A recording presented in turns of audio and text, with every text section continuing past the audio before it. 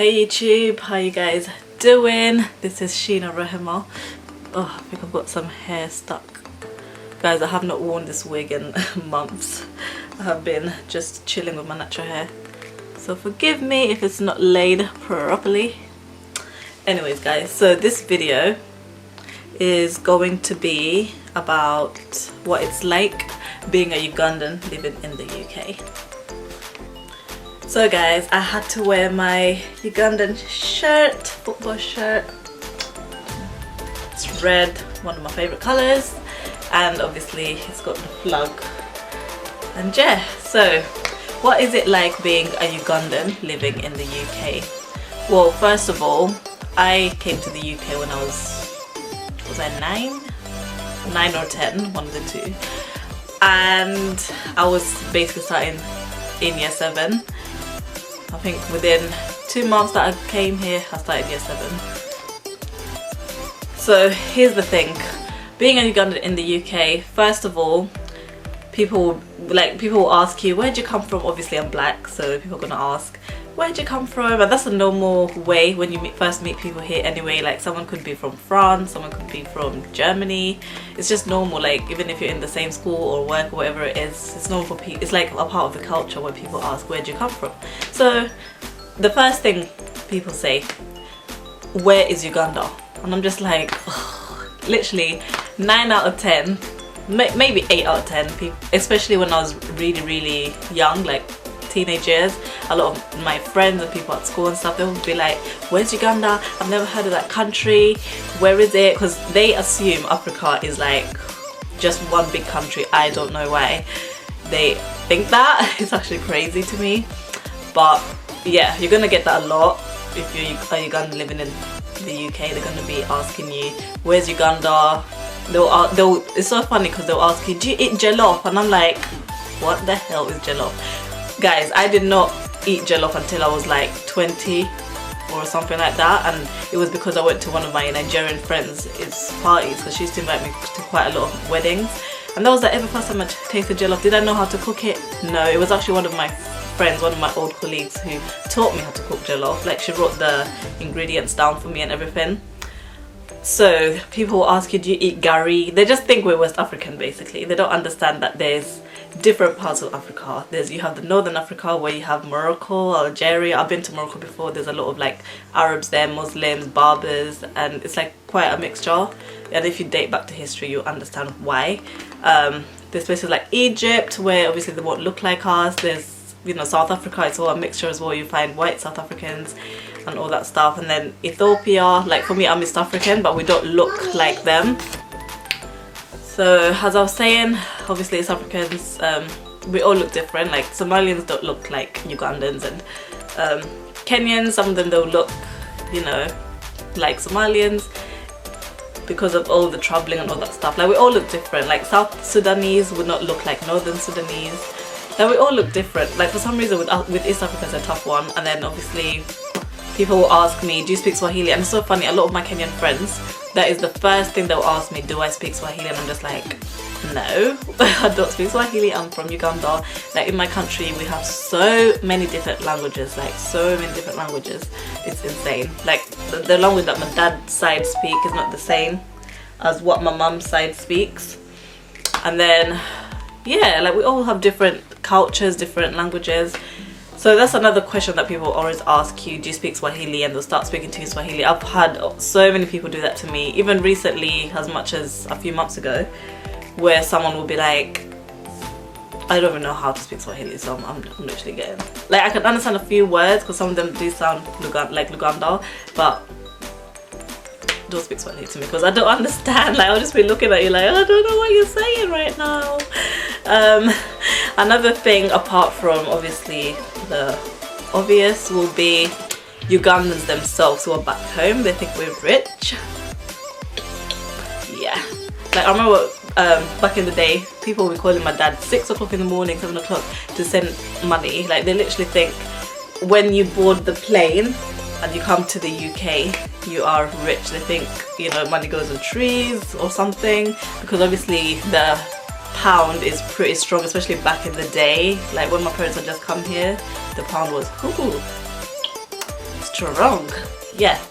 So obviously you send money back to Uganda, it's gonna be, I think it's like, for £1 it's about 4,000. I don't really understand Ugandan money if I'm honest, but I think that's around the exchange rate, so that's quite a lot, because there's people who will be working in Uganda, for example, they'll have a very good job like as a lawyer or something, and they won't even earn as much like as a supermarket cashier here. So in that sense I do understand why, but yeah, I do understand why people would see the money is a lot higher, because obviously UK is expensive, so it kind of weighs up. Like Ugandan life is expensive too, but because of the, I don't know how to explain it, but yeah, they basically think we're rich in it. So yeah, they'll call you, like every time maybe people will call my mom, oh can you please send this, can you please send that, and stuff like that. My mom, she's cool, like sometimes she'll do it, but it's just, it gets too much, you know what I mean, because we all have our own struggles, we all have bills to pay, we all have rent to pay, we all have food to eat and all that stuff.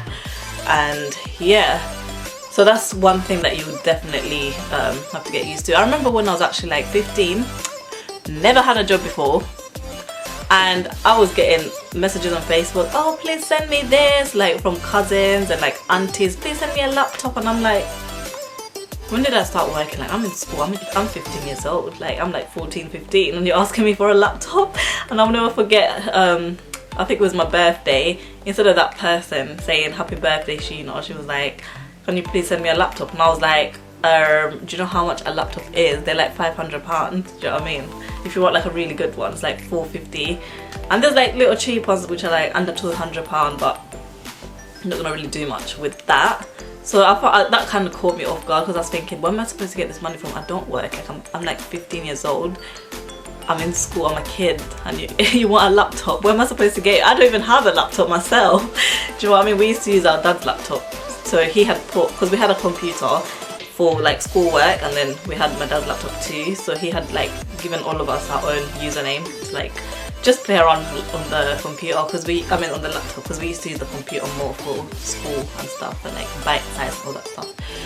So yeah, that's another thing. Going back as well, like when you go back to Uganda, oh gosh, you get looked at like this as if, I don't know, like, and obviously like we have British passports, right, so we have to pay a visa when we go back to Uganda. But I feel, what I don't like about that, I just feel like this is my country, like this is my home country, why should I have to pay a visa? Do you know what I mean? It's just really strange. But another thing anyway that Ugandans in particular do a lot is competition. I don't know if this is like an African thing or if it's a Ugandan thing, because what I've noticed is there's a big difference between the Baganda, like my mum's a Buganda and my dad's a Mugisu. The Bagisu side of my people are cool, you know, like they've always been like that. Even like my dad's family, they're very, you know, they're not very like all this crap of materials and stuff. And actually my dad's side is really educated as well, like nearly all of them from his generation have a really good education. But so they just, how can I say it, they don't try to fight too much with, oh my child is doing this, oh this and that, like competition. And what I've noticed with the Bagandas, ooh, competition, it's too much. It's too much, especially if you're like a part of like a community with a lot of them, or if, like when we used to live in South London, oh it was too much, all the time competition, this, oh my child is doing this, oh this and that. And for us WGC, we don't care, honestly, we don't care about that stuff. It's like, who are you competing with? Do you know what I mean? Like, who's got time? Like, yes, I'm someone who, I believe everyone has their own goals. So if your goal is to become this and my goal is to become this, then I'm fulfilled with what I would have achieved, and then you'll be fulfilled with what you've achieved. There's no competition. Do you know what I mean? Like, people will be like, oh I'm doing this, I'm doing that, like great, good for you, but you don't need to compete. Like, we're all family, we're all cool. Oh, another thing that I want to touch on before this video gets too long is that everyone is your family, everybody. I've actually never dated a Ugandan, and I probably won't, because when you live in the UK, everyone is your family. Like, we all grew up together, we're all cousins, you know, we have house parties. Like my dad, he was someone who was very friendly. He worked in the pharmacy, so he, you know, he used to see a lot of people, he met a lot of Ugandans, and that's how we were able to obviously have this community that we have now because of him. Yeah, it's nice though. So everyone's your family, everyone is, you know, your auntie, your uncle, obviously respect. I'm pretty sure it's the same in a lot of African households anyway. You just have to have that form of respect. You're not going to call an elder by their name, do you know what I mean? Like, we don't do that, no. If an elder sees that you're doing something wrong, like, they all help out each other. Yeah, it's nice in that sense. We've got a nice community feel in the Ugandan community here, and we are quite little. Like when I first came here, we were not that many. Like it would be really hard to find a Ugandan. I think in my school it was only one girl who was Ugandan, and we actually went to the same school, boarding school back home. So I was quite surprised to see her here. I was like, oh my god, another Ugandan. I was really excited. But the older I've got, and obviously being in the Miss Uganda UK community and all that stuff, I was able to find so many other Ugandans, connect with people, and I use Facebook quite a lot. Yeah, out of all my social medias, I love Facebook. Like, it's the best place to communicate and meet a lot of people, and I try to obviously reply back to a lot of people, and it's really nice because I've met so many people since doing that pageant. Yeah, so when it comes to dating, like I said, everyone's your cousin, and yeah, like no one, like when it comes to family, they don't really care too much that, oh, you're gonna date. It's not like Uganda where, oh, you need to date this person from the same clan and all this stuff. Some families do, they are strict like that, especially the Ugandas, but like where I come from, the Bugisu, like, yeah, they're not, I don't know how to explain it. Like if you're dating a white person, it's cool. If you're dating, you know, Chinese, Asian, like, because that's how we grew up, do you know what I mean? I grew up, like when it comes to university, schools and stuff, it was all mixture, so Asians, black people, everyone. So of course, if there's little Ugandans, then how am I supposed to find a Ugandan? Do you know what I mean? Like the preferences kind of change because these are the type of people that you have grown up with.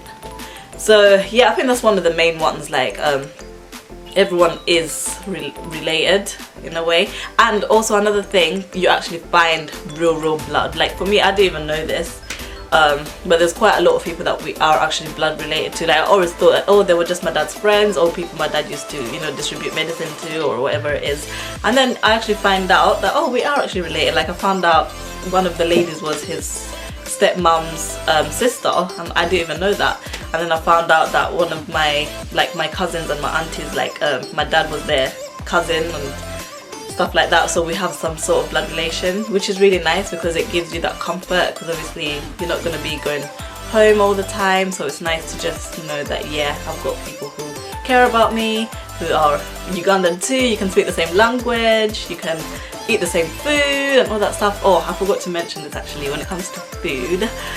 God, I'm talking way too much. But yeah, when it comes to food, we are really blessed in the UK. Like my mom's got some friends in America, and they say that they don't really get matoke, they don't really get like dabinyeva, which is peanuts, groundnuts. They don't really get the type of food that we like, lomonde and all that stuff.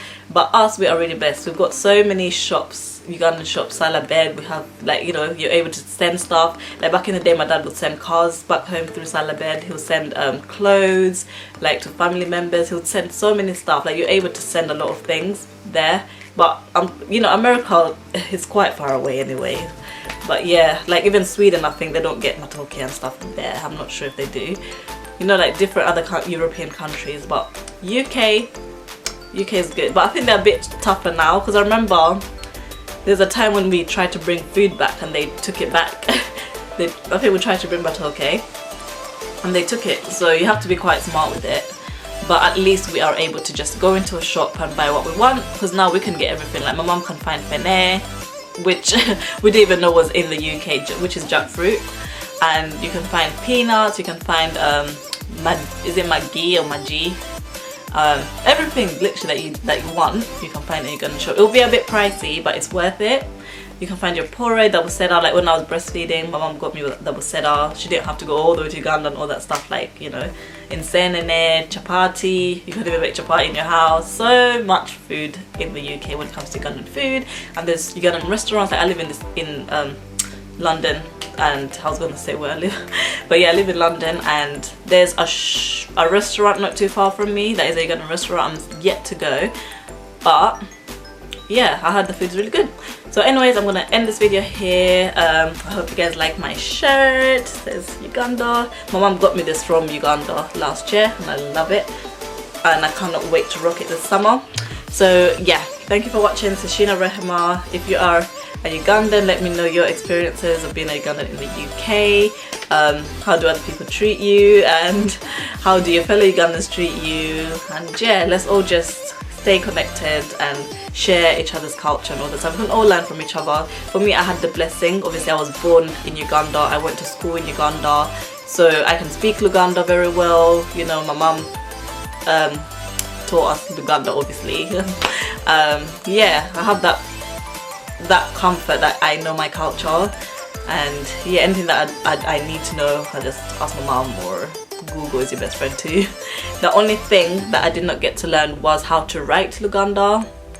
Guys, I can't even read Luganda. Like it's like I'm reading maths. I'm just like, woo, you know. I feel like I'm doing another statistics test at uni when I'm trying to read Luganda. That's the only thing that I hate that I cannot do, and that's something that I probably need to work on. But other than that, I am a proud Ugandan. I love my country, and I am so blessed to just say I can just, you know, get a ticket and go back home, because a lot of people can't do that. Do you know what I mean? Yeah, and hopefully I will visit there very soon. I think when my mum goes next, I'm gonna go with her and take Zara there. And Zara, I'm teaching her Luganda. Guys, make sure you teach your kids their language. Like, it's very important. I try to teach her her culture. You know, I've taught her the flag and all that stuff. I've taught her how to count in Luganda, and she knows a few words as well. So it's nice, and I hope she can naturally, it's better especially because she's still young, but she can naturally just pick up the language as well the more I speak to her with the language. So yeah guys, thank you so much for watching. I shall see you in my next video. Bye.